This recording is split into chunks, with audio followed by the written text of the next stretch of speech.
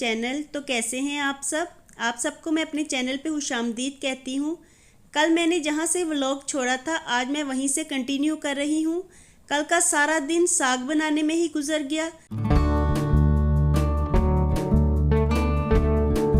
पहले तो मैं सारा दिन साग बनाती रही, फिर लेट नाइट तक उसे उबालती रही और फिर मैंने उसे फ्रीज़ भी किया। इतना सब कुछ कर लेने के बाद फिर मैंने थोड़ा सा साग निकाल ही लिया कि सुबह होते ही इसको पकाएंगे, क्योंकि इतनी मुशक्क़त कर ली थी तो अब दिल चाह रहा था कि इसे पका के खा भी लिया जाए। तो यहाँ पे मैं साग पका रही हूँ। सबसे पहले मैंने साग में बाथू और पालक डाल के उबाल लिया था।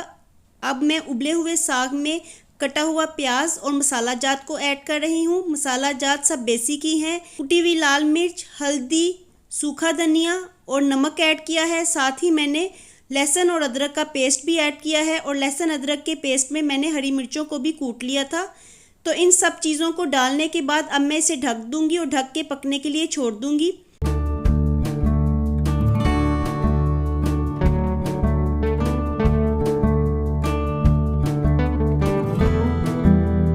दस से 15 मिनट में इसे पकाने के बाद अच्छी तरह मदानी से घोट लूँगी, क्योंकि साग तो पहले ही उबला हुआ था। सिर्फ इसमें प्याज को और लहसुन अदरक को ही मिक्स होना था। तो जब वो अच्छी तरह से मसाला सॉफ्ट हो जाएगा तो मैं मदानी की मदद से इसे अच्छी तरह से घोट लूँगी।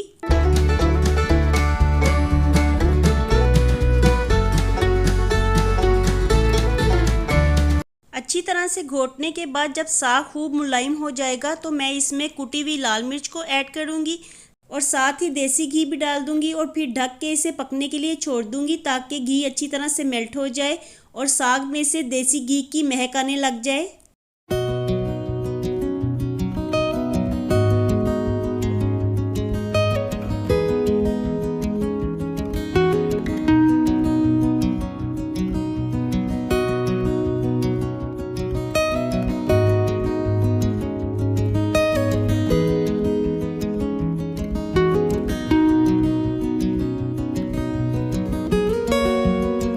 यहाँ पे हमारा मज़ेदार सा साग तैयार हो गया और मेरे सारे किचन में साग की खुशबू फैली हुई है।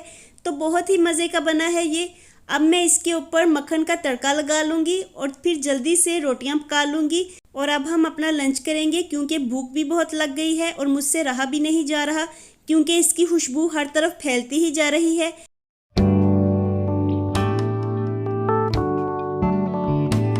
तो लंच करने के बाद मैंने कुछ देर रेस्ट किया, क्योंकि कल की थकन भी बहुत ज़्यादा हुई हुई थी और सुबह में भी मैं काम करवाती रही तो रेस्ट करने का वक्त ही नहीं मिला। रेस्ट करने के बाद मैंने वीडियो की एडिटिंग भी की, क्योंकि मुझे वीडियो को पोस्ट करना था। फिर कल की मैंने ऑयलिंग भी करवाई हुई थी और फिर साग के साथ भी मैं लगी रही, तो फिर मुझे शावर भी लेना था। और अब मैं मगरिब की नमाज़ पढ़ रही हूँ। नमाज़ पढ़ने से पहले मैं बच्चों से पूछ रही थी कि उन्होंने नमाज़ पढ़ी कि नहीं, क्योंकि मैं नहाने चली गई थी तो मुझे पता नहीं था कि उन्होंने नमाज़ पढ़ी है कि नहीं। तो इसी तरह बच्चों को पूछते रहना चाहिए और उन्हें कहते रहना चाहिए, ताकि उन्हें नमाज़ पढ़ने की आदत रहे। और ये जो जाए नमाज़ होती है ना, ये वो जगह है जहाँ पे बैठ के हम अपने रब के साथ अपने दिल की बातें करते हैं। यहाँ पे बैठ के बहुत ही सुकून मिलता है। यूँ लगता ही नहीं कि हम अकेले हैं, ऐसे लगता है सारी दुनिया हमारे साथ है। नमाज़ पढ़ने के बाद मैं किचन में आ गई हूँ, क्योंकि किचन काफ़ी बिखरा हुआ है। बर्तन धुले हुए पड़े हुए हैं और वो खुश्क भी हो गए हैं, तो मुझे उन्हें समेटना है।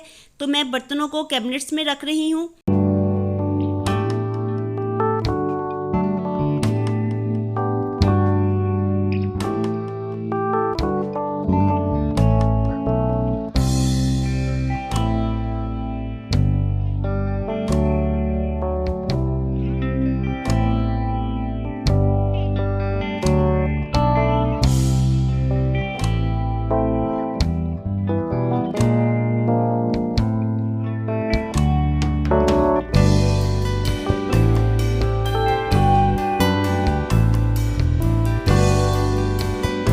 बर्तनों को समेट देने से ही किचन आधे से ज़्यादा साफ़ लगना शुरू हो जाता है।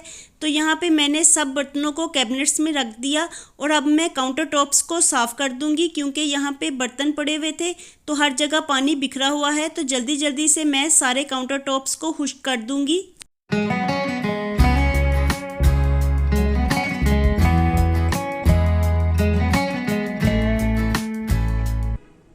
Good evening everyone. एवरीवन। तो इस वक्त शाम के 6 बजे हुए हैं और मैं अभी किचन में आई हूँ क्योंकि मुझे अपने लिए चाय बनानी थी। कल की बालों में ऑयलिंग करवाई हुई थी तो मैंने शार नहीं लिया, तो अभी मैं शार लेके आई हूँ।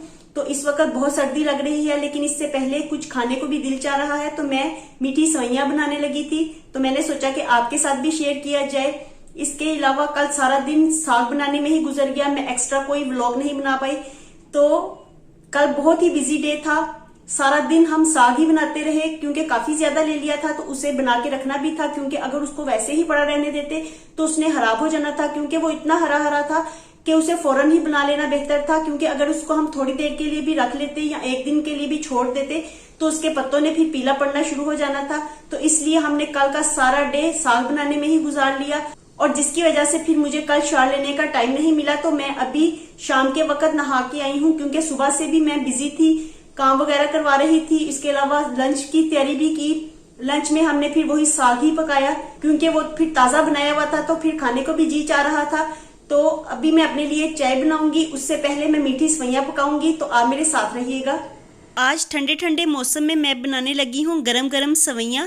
तो इसके लिए मैंने पैन में लिया है 2 टेबलस्पून के बराबर देसी घी और अब मैं इसमें कलरफुल सेवइयों को ऐड कर रही हूँ। ये देखने में बहुत ही कलरफुल होती हैं और बनाने में उतनी ही आसान और खाने में बहुत ही मज़ेदार। तो इन्हें मैं कुछ देर के लिए फ्राई कर लूँगी।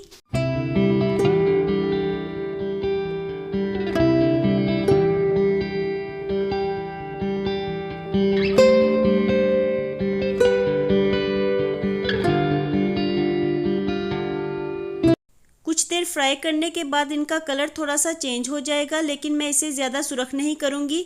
अब मैं इसमें डालूँगी 3 कप दूध। दूध को मैं ग्रेजुअली डालूँगी।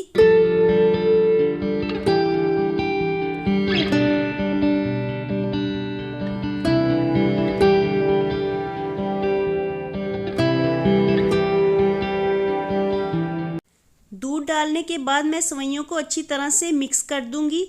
अब मैं इसमें डालूंगी 1/2 कप चीनी।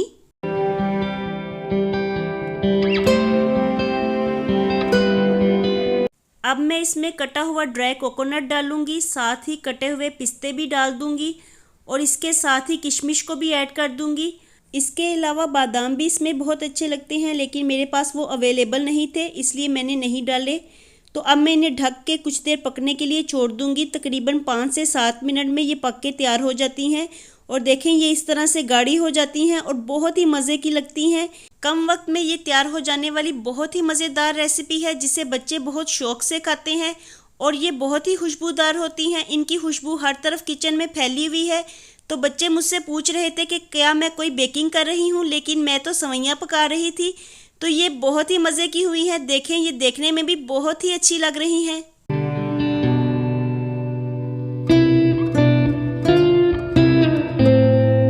और यहाँ पे मैंने दूध को पकने के लिए रख दिया है क्योंकि मैं ग्रीन टी बनाने लगी हूँ।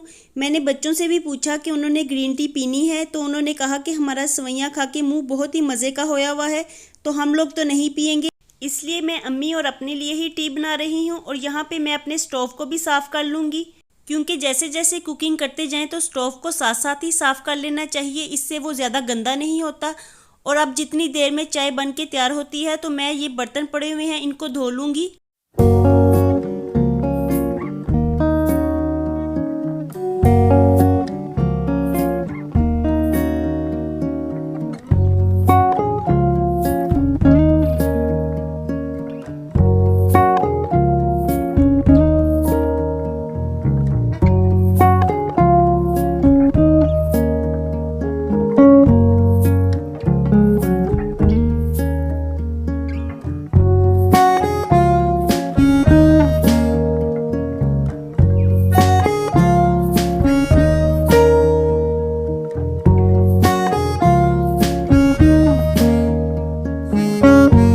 जैसे जैसे बर्तन होते हैं तो मैं इन्हें साथ साथ ही वॉश करती जाती हूँ क्योंकि अगर ज़्यादा बर्तन इकट्ठे हो जाएं तो किचन बहुत ही ज़्यादा मैसी लगता है। और जितनी दफ़ा भी बर्तन धुलते हैं तो मैं सिंक को ज़रूर साफ़ करती हूँ क्योंकि सिंक एरिया तो साफ़ ही अच्छा लगता है।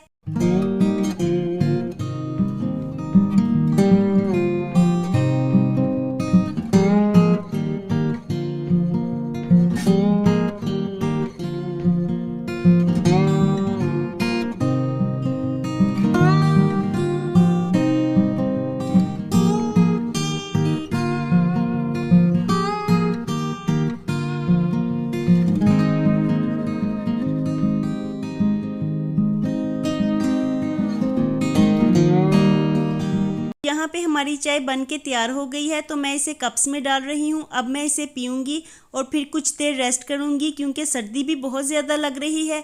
और अपने आज के व्लॉग को भी मैं यहीं पे ख़त्म करती हूँ। होपफुली आपको मेरा व्लॉग पसंद आया होगा। अगर पसंद आया हो तो वीडियो को लाइक करें और ज़्यादा से ज़्यादा शेयर भी करें। चैनल पे नए होंगे तो सब्सक्राइब करें। मैं मिलूँगी आपसे दोबारा with the next vlog. Bye bye and take care.